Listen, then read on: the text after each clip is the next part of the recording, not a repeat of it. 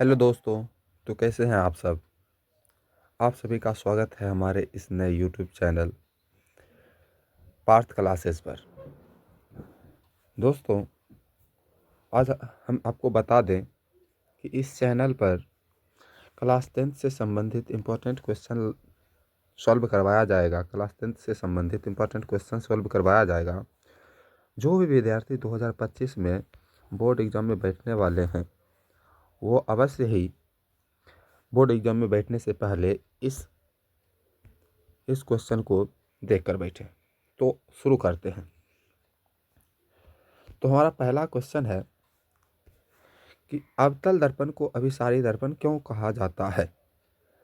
तो आंसर में है अवतल दर्पण की समांतर आती प्रकाश की किरणें परावर्तन के बाद एक ही बिंदु पर जमा हो जाती है, इसलिए अवतल दर्पण को अभिसारी दर्पण कहा जाता है। हमारा दूसरा क्वेश्चन है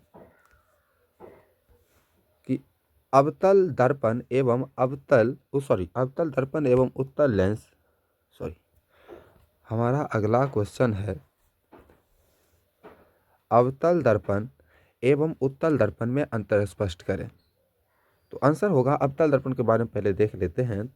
तो वैसा दर्पण जिसका परावर्तक सतह धंसा हो अवतल दर्पण कहलाता है। बी देख लेते हैं। अवतल दर्पण का फोकस दूरी ऋणात्मक होता है। अवतल दर्पण में बड़ा एवं छोटा दोनों प्रतिबिंब बनता है। डी, अवतल लेंस में सीधा एवं उल्टा प्रतिबिंब बनता है। अब हम उत्तल दर्पण के बारे में कुछ देख लेते हैं। 4 अंतर उत्तल दर्पण में भी लिखना है, 4 पॉइंट। तो ए, वैसा दर्पण जिसका परावर्तक सतह उभरा हो उत्तल दर्पण कहलाता है। उत्तल दर्पण का फोकस दूरी धनात्मक होता है। उत्तल दर्पण में हमेशा छोटा प्रतिबिंब ही बनता है। उत्तल दर्पण में सीधा प्रतिबिंब बनता है। हमारा अगला क्वेश्चन है क्वेश्चन नंबर 3। उत्तल लेंस के किन्हीं 4 उपयोगों को लिखें या बताएं। तो हमारा पहला है, उत्तल लेंस के किन्हीं 4 उपयोग निम्नलिखित है।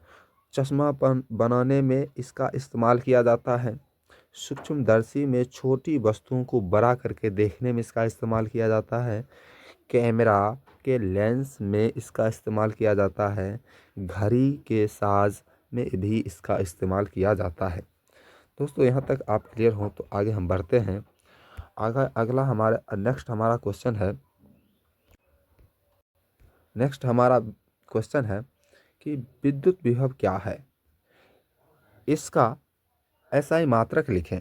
तो सबसे पहले विद्युत विभव क्या होता है ये हम देख लेते हैं कि ये कोई विद्युतीय क्षेत्र है। यहाँ से कोई किसी आवेश को यहाँ तक लाने में जितना कार्य किया जाएगा, ए से बी तक, ए पर जो आवेश है उसको बी तक लाने में जितना कार्य किया जाएगा वही क्या कहलाएगा, विद्युत विभव कहलाएगा। तो हम परिभाषा देखते हैं विद्युत विभव का।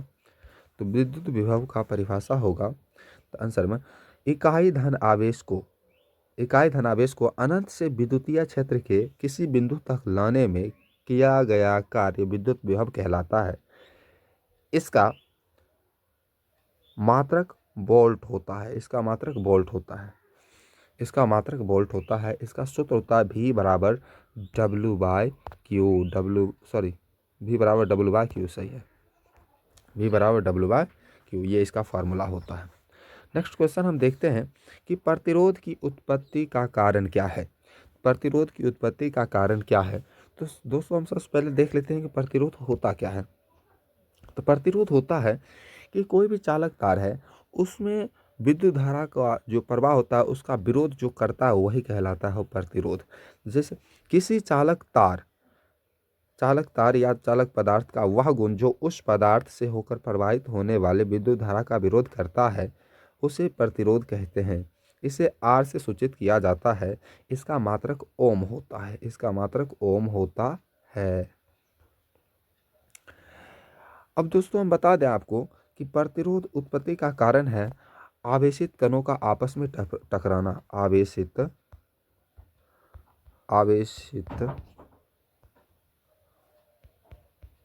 कणों का आपस में टकराना।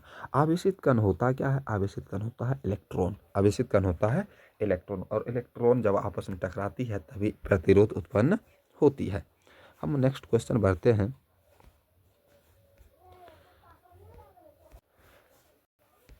हमारा अगला क्वेश्चन है 6 नंबर कि मैक्सवेल का दक्षिण हस्त नियम लिखें। यह क्या है? तो मैक्सवेल के दक्षिण हस्त नियम के अनुसार किसी धारावाही चालक तार को दाएं हाथ की मुट्ठी में इस प्रकार पकड़ें कि यदि अंगूठा विद्युत धारा की दिशा को संकेत करे तो हाथ की अन्य उंगलियां चुंबकीय बल रेखा की दिशा को बतलाता है। हमारा अगला क्वेश्चन है कि घर के विद्युत परिपथ में कौन कौन सी खराबी उत्पन्न होती है? तो आंसर होगा घर के विद्युत परिपथ में निम्नलिखित खराबी उत्पन्न होती है, जैसे पहला तार का पुराना होना, ढीला होना, संयोजन स्विच का खराब हो जाना, उपकरण की खराबी और संयोजित तार का खुला रह जाना इत्यादि। ये सब घर में जो विद्युत या परिपथ होता है उसमें खराबी हो सकती है। हमारा नेक्स्ट क्वेश्चन है बायोगैस संयंत्र क्या है? इसके लाभ क्या है? बायोगैस संयंत्र क्या है? इसके लाभ तो हम देखते हैं दोस्तों। तो बायोगैस संयंत्र के बारे में देखते हैं। तो आंसर में देखिए कि बायोगैस संयंत्र एक ऐसी युक्ति है जिससे जैव द्रव्यमान की सहायता से बायोगैस उत्पन्न करते हैं। बायोगैस का प्रमुख घटक मीथेन है। मीथेन है, और बायोगैस में 75 से 80% मीथेन की मात्रा होती है। अब देखते हैं दोस्तों कि बायोगैस संयंत्र का लाभ क्या होता है। तो बायोगैस संयंत्र का लाभ देखते हैं। तो देखते हैं कि ये ए यह सस्ता होता है, बी यह हर जगह बनाया जा सकता है, सी इसे आसानी से चलाया जा सकता है। हमारा अगला क्वेश्चन है कि तांबा का टैंक बनाया जाता है जबकि लोहे का टैंक नहीं बनाया जाता, क्यों? तो आंसर देखें दोस्तों कि लोहा जल के साथ अभिक्रिया कर लेता है जबकि तांबा जल के किसी भी अवस्था के साथ अभिक्रिया नहीं करता। यही कारण है कि तांबा का टैंक बनाया जाता है जबकि लोहा का टैंक नहीं बनाया जाता है।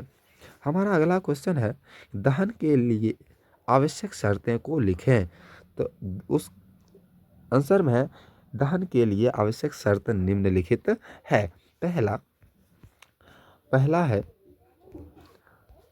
है दहनशील पदार्थ की उपस्थिति, बी है दहन के पोषक तत्व की प्राप्ति, सी है ज्वलन ताप की प्राप्ति। हमारा नेक्स्ट क्वेश्चन है अम्ल को तनुकृत करते समय अम्ल को जल में मिलाना चाहिए ना कि जल को अम्ल में, क्यों? तो आंसर इसका होगा दोस्तों, ध्यान से देखिएगा आप सभी। आंसर होगा जल में अम्ल के घुलने की प्रक्रिया अत्यंत ऊष्माक्षेपी होती है, अर्थात जल और अम्ल की बीच अभिक्रिया होती है वो होती है ऊष्माक्षेपी।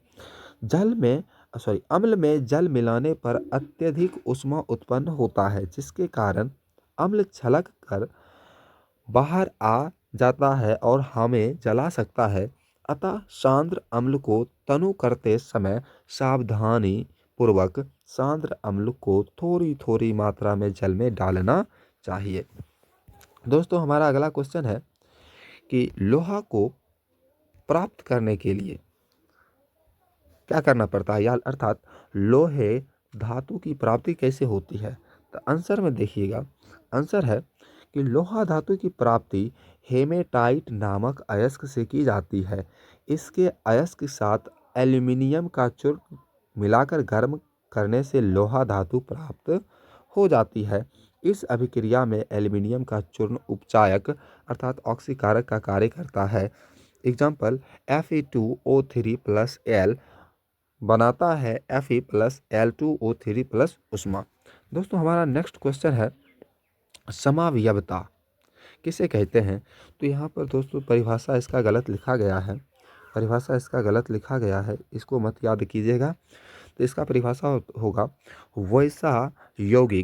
वैसा यौगिक जिसका रासायनिक सूत्र या आणविक सूत्र समान हो। रासायनिक सूत्र रासायनिक सूत्र क्या होना चाहिए? समान होना चाहिए।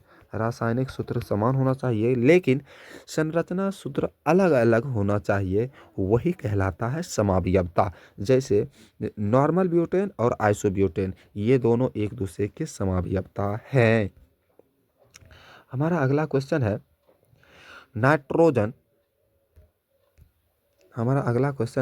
नाइट्रोजन जिसकी परमाणु संख्या 7 है, फास्फोरस जिसकी परमाणु संख्या 15 है का इलेक्ट्रॉनिक विन्यास लिखना है। इनमें कौन सा तत्व अधिक विद्युत ऋणात्मक होगा? अर्थात जो ज़्यादा इलेक्ट्रॉन ग्रहण करेगा वो ज़्यादा विद्युत ऋणात्मक होगा। तो इसमें इसका आंसर हम देखते हैं। आंसर कह रहा है कि तत्वों के इलेक्ट्रॉनिक विन्यास नाइट्रोजन का होगा 2-5, अर्थात प्रथम कक्षा में 2 और दूसरे कक्षा में 5 इलेक्ट्रॉन, और फास्फोरस का होगा 2-8-5। तो हम देख रहे हैं कि दोनों के बाह्यतम कक्षा में कितना इलेक्ट्रॉन है? 5 इलेक्ट्रॉन है, और अष्टक पूरा करने के लिए दोनों को चाहिए 3-3 इलेक्ट्रॉन। तो यहाँ पर हम लिखेंगे चूंकि नाइट्रोजन और फास्फोरस एक समूह 15 के तत्व हैं और ये अधातु हैं, समूह 15 में नाइट्रोजन और फास्फोरस नीचे आते हैं।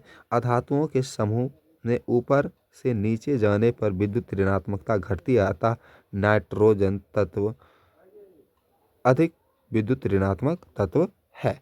तो दोस्तों, आशा करते हैं कि यह क्लास आपको समझ में आया होगा और ठीक लगा होगा।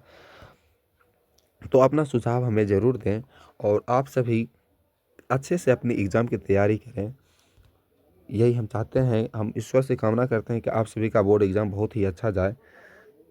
Take care. Thank you.